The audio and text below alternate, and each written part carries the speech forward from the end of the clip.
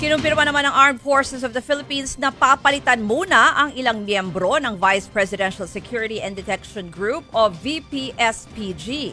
Sila ang nakatoka sa pagbabantay kay Vice President Sara Duterte. Tiyempo ang balasahan sa sinasabing banta sa seguridad ng bise. Narito ang report ni Brian Castillo. Sa gitna ng tumitinding bangayan sa politika, may kumalat na balitang tatanggalin na sa Vice Presidential Security and Protection Group o VPSPG ang lahat ng mga sundalong nakatalaga rito. Mula raw sa mahigit 300 security personnel, 24 na pulis na lang umano ang matitirang magbabantay kay Vice President Sara Duterte. Agad niyang itinanggi ng Armed Forces of the Philippines. Ayon kay AFP Chief of Staff General Romeo Browner, totoong magkakaroon ng pagbabago sa VPSPG. Pero yan ay dahil kailangan daw palitan ang mga tauhan nito na sasailalim sa investigasyon dahil sa nangyaring kumuson sa paglilipat sa Chief of Staff ng Bise na si Attorney Zulaika Lopez. Kabilang narito ang mismong VPSPG Commander na si Colonel Raymond Lachica.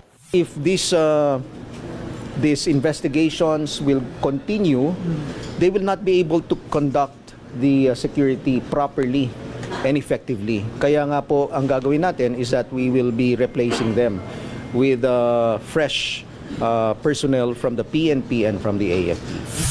Pinabulaanan naman ni Browner na siya mismo ang mamumuno sa bagong security group ni VP Sara. Hindi po totoo yun na I will take over the VPSPG.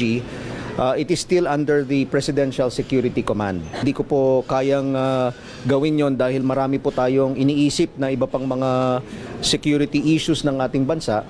Giit ng AFP, hindi pwedeng mawalan ng mga sundalo na magbabantay kay VP Sara. Isa raw sa mga tungkulin ng militar ang matiyak ang seguridad ng pangalawang pangulo at wala itong kinalaman sa politika.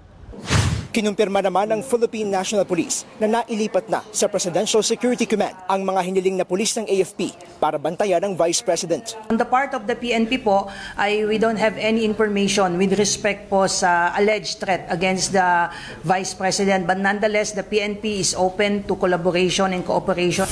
Hindi ito ang unang pagkakataong may nangyaring balasahan sa security detail ni VP Sara noong Hulyo nang alisin ang 75 pulis sa OVP dahil umano sa rigodon sa deployment ng PNP. Sa ilalim ni VP Sara, binuo ang sarili niyang security group na tinawag na VPSPG. Wala pang bagong pahayag ang bise sa pagbabago sa VPSPG. Pero kahapon binatikos niya ang pagkikipit-balikat daw ng Presidential Security Command sa mga banta sa kanyang seguridad. Tiniyak naman ng AFP at ng PNP na hindi sila makikisawsaw sa anumang away politika. Mananatili raw silang tapat sa kanilang sinumpaang tungkulin at sa ating saligang batas. Nagbabalita mula sa frontline, Brian Castillo, News 5.